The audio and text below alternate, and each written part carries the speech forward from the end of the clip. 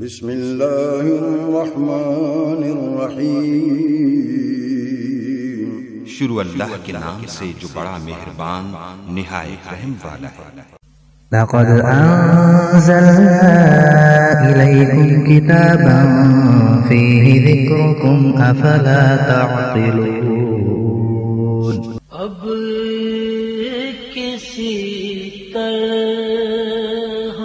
مدینے میں بلا لو ہم کو، اب کسی طرح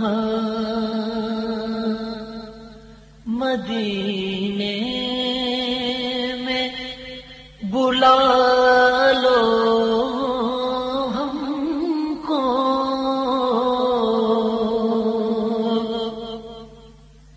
اب کسی طرح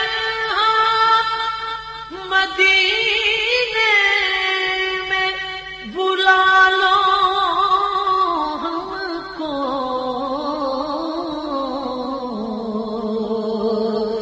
ہجر کے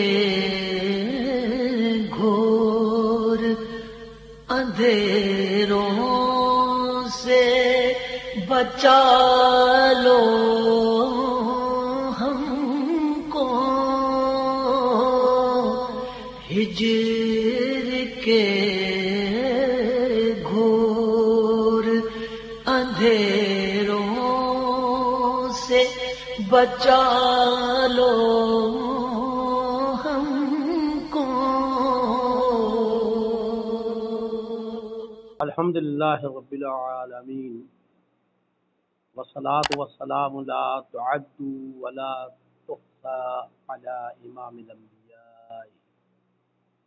اہلہ الاتقیاء واصحابہ الانقیاء الى یوم الجزاء، اما بعد فاعوذ باللہ من الشیطان الرجیم، بسم اللہ الرحمن الرحیم، والفجر وليال عشر، صدق اللہ العظیم۔ سامعین و ناظرین، السلام علیکم ورحمۃ اللہ وبرکاتہ۔ دوستان محتشم، یوں تو ہمارا بیان پچھلے جمعے سے ہم نے جو ریکارڈ کرایا تھا وہ درود پاک کی فضیلت پر ہے۔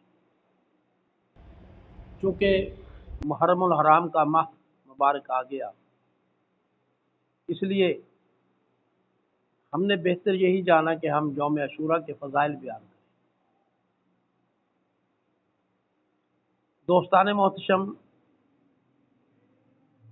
اسلامی سال کا یہ پہلا مہینہ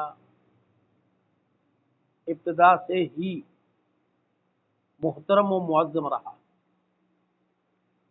اللہ تبارک و تعالی نے ہر اہم اور عظیم کام اسی ماہ محرم میں 10 تاریخ کو انجام پذیر فرمائے۔ اسی طرح حرمت والے 4 مہینے ہیں، 3 متصل ہیں اور 1 الگ ہے، ذوالقعدہ، ذوالحجہ، محرم الحرام اور رجب المرجب۔ ان چاروں ماہ میں سب سے بڑھ کر محرم اس لیے معظم ہے کہ یہ سال کا ابتدائی مہینہ ہے اور آخری ذوالحجہ اسلامی سال کا معتبر معظم مہینہ ہے، جس سے سال انتہا ہو۔ محرم حرمت والے مہینوں میں سے ایک اہم مہینہ ہے۔ اس ماہ عاشوراء کا دن بھی آتا ہے، جس میں عبادت کرنے والے کے لیے عظیم ثواب مقرر کیا گیا۔ حضرت ابن عباس رضی اللہ تعالیٰ عنہ کا یہ قول ہے، رسول اللہ صلی اللہ علیہ وآلہ وسلم نے فرمایا جس نے محرم کے کسی دن میں بھی روزہ رکھا اس روزے کے عوض 30 دنوں کے روزوں کا ثواب ملے گا۔ میمون بن مہران رضی اللہ تعالی، حضرت ابن عباس رضی اللہ تعالیٰ عنہ کا یہ قول بھی نقل کیا کہ رسول اللہ صلی اللہ علیہ وآلہ وسلم نے ارشاد فرمایا کہ جس کسی نے محرم کی 10 تاریخ یعنی یوم عاشوراء کا روزہ رکھا اس کو 10,000 فرشتوں، 10,000 شہیدوں اور 10,000 حج و عمرہ کرنے والوں کا ثواب دیا جائے۔ اللہ اکبر۔ صحابہ کرام رضوان اللہ اجمعین نے جناب رسول پاک صلی اللہ علیہ وسلم سے دریافت، اللہ تعالیٰ نے عاشوراء کے دن کو تمام دنوں پر فضیلت دی ہے؟ آقا صلی اللہ علیہ وآلہ وسلم نے فرمایا بالکل، عاشوراء کے دن کو تمام دنوں پر فضیلت دی ہے۔ اللہ تبارک و تعالیٰ نے زمین، آسمان، پہاڑ، سمندر تمام کو عاشوراء کے دن پیدا فرمایا۔ لوح و قلم بھی عاشوراء کے دن پیدا کیے گئے۔ حضرت آدم علیہ السلام عاشوراء کے دن پیدا ہوئے۔ حضرت آدم علیہ السلام کو جنت میں عاشوراء کے دن داخل فرمایا۔ حضرت ابراہیم علیہ السلام بھی عاشوراء کے ہی دن پیدا ہوئے۔ فرعون کو عاشوراء کے دن دریائے نیل میں غرق کیا گیا۔ حضرت آدم علیہ السلام کی توبہ بھی عاشوراء ہی کے دن قبول فرمائی گئی۔ حضرت عیسیٰ علیہ السلام بھی عاشوراء کے دن ہی پیدا ہوئے اور قیامت عاشوراء کے دن ہی برپا ہوئی۔ یوم عاشوراء کی ایک اور بڑی فضیلت یہ بھی ہے کہ عاشوراء کے دن نواسۂ رسول حضرت امام حسین رضی اللہ تعالیٰ عنہ کی شہادت ہوئی۔ حضرت ام سلمہ رضی اللہ تعالیٰ عنہ سے مروی ہے کہ رسول اللہ صلی اللہ علیہ وسلم آپ فرماتی ہیں کہ میرے گھر میں تشریف فرما تھے اور حضرت حسین رضی اللہ تعالیٰ عنہ تشریف لائے۔ آپ بچے تھے۔ آپ فرماتی ہیں کہ حضرت حسین رضی اللہ تعالیٰ عنہ جگر گوشائے رسول آپ صلی اللہ علیہ وسلم کے سینہ مبارک پر چڑھے ہوئے کھیل رہے تھے۔ یکایک حضرت ام سلمہ رضی اللہ تعالیٰ عنہ نے دیکھا کہ حضور صلی اللہ علیہ وسلم کے دستے مبارک میں مٹی کا ایک ٹکڑا تھا اور چشمان مبارک سے آنسو جاری تھے۔ جب حضرت حسین رضی اللہ تعالیٰ عنہ کھیل کر چلے گئے تو حضرت ام سلمہ رضی اللہ تعالیٰ عنہ نے حضور پر نور صلی اللہ علیہ وسلم سے دریافت کیا، عرض کیا کہ امام حسین رضی اللہ تعالیٰ عنہ آپ کے سینہ مبارک پر کھیل رہے تھے، آپ کے ہاتھ میں مٹی تھی اور آپ اشک باری فرما رہے تھے، آپ کی چشم مبارک سے آنسو جاری۔ آپ نے فرمایا بالکل ٹھیک ہے۔ حسین رضی اللہ تعالیٰ عنہ جب میرے سینے مبارک پہ کھیل رہے تھے تو اس وقت میں بہت خوش تھا۔ آپ نے فرمایا کہ میں بہت خوش تھا کہ یکایک جبریل امین علیہ السلام آئے، انہوں نے مجھے وہ مٹی لا کر دی جس پر حسین رضی اللہ عنہ کو شہید کیا جائے۔ یہی سبب میری اشک باری کا تھا۔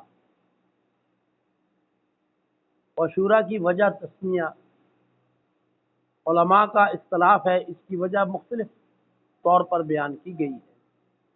اکثر علماء کا قول ہے کہ یہ محرم کا 10واں دن ہے، اس لیے اس کو عاشوراء کہا گیا، اور بعض علماء کا یہ قول ہے کہ اللہ تعالیٰ نے جو بزرگیاں دنوں کے اعتبار سے امت محمدیہ کو عطا فرمائی ہیں اس میں یہ دن 10ویں بزرگی کا حامل ہے، اسی مناسبت سے اس کو عاشورہ کہتے ہیں۔ پہلی بزرگی رجب کی ہے، وہ اللہ کا ماہ رحم ہے۔ باقی مہینوں پر ماہ رجب کی فضیلت ایسے ہے جیسے امت محمدیہ کی فضیلت دوسری امتوں پر ہے۔ ماہ شعبان کی بزرگی، اس کے متعلق فرمایا کہ ماہ شعبان کی فضیلت باقی مہینوں پر ایسی ہے جیسے حضرت محمد صلی اللہ علیہ وسلم کی فضیلت دوسرے انبیاء علیہ السلام پر ہے۔ تیسرا ماہ رمضان المبارک ہے، بہت ہی مبارک مہینہ ہے۔ چوتھی بزرگی شب قدر ہزاروں مہینوں سے بہتر ہے۔ پانچواں دن عید الفطر کا ہے، جس دن روزوں کا اجر ملنے کا دن ہے۔ اب ہم لوگ کیا کرتے ہیں؟ عید پڑھ کر، کچھ ایسے بھی بدبخت لوگ ہیں جو عید بھی نہیں پڑھتے۔ ہم لوگ عید پڑھ کر گپوں میں مصروف ہو جاتے ہیں، فضول باتوں میں لگ جاتے ہیں، حالانکہ یہ اجر والا دن ہے۔ ہمیں چاہیے کہ اللہ کا شکر ادا کریں۔ چھٹا جو ہے وہ عشرہ ذی الحجہ کی فضیلت، یہ اللہ تعالیٰ کی یاد کے دن ہے۔ ساتواں فضیلت کا دن عرفہ ہے، اس دن کا روزہ رکھنے سے 2 سال کے گناہوں کا کفارہ ہو جاتا ہے۔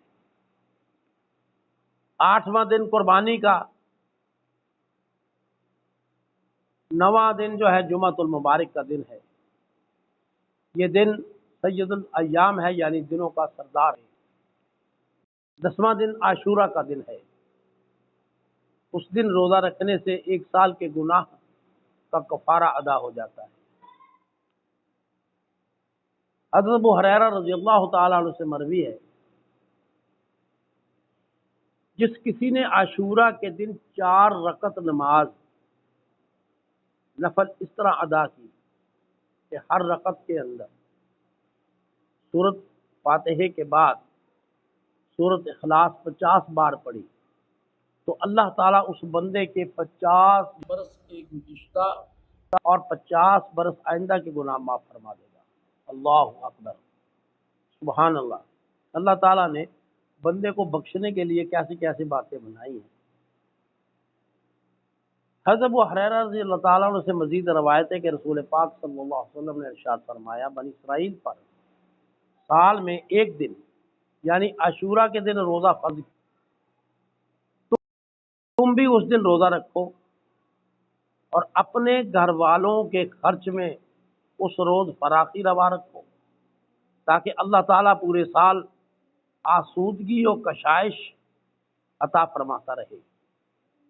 حضرت ابن عباس رضی اللہ تعالیٰ عنہ کا قول حدیث پاک میں کچھ اس طرح ملتا ہے کہ رسول اللہ صلی اللہ علیہ وسلم نے خود بھی 10ویں محرم کو روزہ رکھا اور اس مبارک دن روزہ رکھنے کا حکم بھی صادر فرمایا۔ صحابہ کرام رضوان اللہ اجمعین نے عرض کیا، یا رسول اللہ صلی اللہ علیہ وآلہ وسلم، یہود و نصارہ بھی اس دن کو بڑا اور بزرگ جانتے ہیں۔ یہ بات سننے کے بعد آقا صلی اللہ علیہ وسلم نے ارشاد فرمایا کہ آئندہ سال ہم انشاءاللہ 9ویں محرم کو بھی روزہ رکھیں گے، یعنی یہود و نصارہ سے امتیاز کے لیے 2 روزے رکھنے کی ہدایت ملتی ہے۔ سید شہداء کو نذرانہ پیش کرنے کا اس سے بہترین طریقہ اور کیا ہو سکتا ہے کہ ہم ان کے اصولوں پر سخت کاربند ہو جائیں اور اس دن روزہ رکھیں اور زیادہ سے زیادہ عبادت کریں تاکہ اللہ تعالیٰ کا انعام حاصل کریں۔ ہم نے شروع میں حرمت والے 4 ماہ کا ذکر کیا۔ ان 4 ماہ میں سب سے بڑھ کر محرم اس لیے ہے، یہ جو سال شروع ہوتا ہے اسلامی، اس کی ابتدا اسی مہینے سے ہوتی ہے اور اس کی انتہا ذی الحجہ سے ہوتی ہے۔ میرے دوستو، غور کیجئے، محرم کیوں ابتدا کیوں، ذی الحجہ پر انتہا کیوں؟ حالانکہ دونوں مہینوں میں حرمت مساوی ہے، تو پھر اس کی وجہ کیا ہے؟ ذی الحجہ کو آخر میں اور محرم کو شروع میں کس لیے رکھا گیا؟ दोस्तान मुस्तशम, मुहर्रम में भी कुर्बानी है, ज़िलहिज्जा में भी कुर्बानी है, मगर ज़िलहिज्जा खलीलुल्लाह अलैहिस्सलाम के दिलबंद की कुर्बानी है और मुहर्रम में नबी पाक सल्लल्लाहु अलैहि वसल्लम के फर्जंद की कुर्बानी है। सैयदना ज़बीहुल्लाह की कुर्बानी को ज़िलहिज्जा में रखकर इस कुर्बानी की इब्तिदा की और मुहर्रम में इस कुर्बानी की तकमील की। ज़रा तवज्जो से सुनिए। हज़रत इमाम हुसैन रज़ी अल्लाह ताला अन्हु नबी न थे, लेकिन इसी घर के फ़र्द थे, लिहाजा उनसे कुर्बानी ले ली गई, क्योंकि गैर नबी के फ़ेल से सुन्नत जारी नहीं होती। तो हाँ, अगर यही कुर्बानी हज़रत इमाम हुसैन रज़ी अल्लाह ताला अन्हु के जद्द आला हज़रत इब्राहीम खलीलुल्लाह से ली जाती तो उनकी सुन्नत ठहरती, क्योंकि वो नबी थे। नबी का कौल और फ़ेल सुन्नत होता है। अगर ऐसा हो जाता तो हर मुसलमान को बेटे की कुर्बानी करनी पड़ती और ये मुमकिन ना था। दोस्तान मोहतरम, हमने फ़ज़ाइल बयान किए। बताने का मकसद ये है कि हम आपके नक्श कदम पर चलें, जैसा कि इस्लाम के लिए आपने अपनी कुर्बानी पेश की, अपना सर फिदा करवा दिया। दोस्तान मोहतरम, पूरी कायनात के अंदर इस जैसा वाक़या ना होगा और ना आगे हुआ होगा। हमें चाहिए, हम आशिक तो बनते हैं लेकिन अमल नहीं करते। हमें चाहिए कि हम आपकी सुन्नत पर अमल करें और फिर हम कहें कि हम आशिक हैं। वमा अलैना इल्लल बलाग।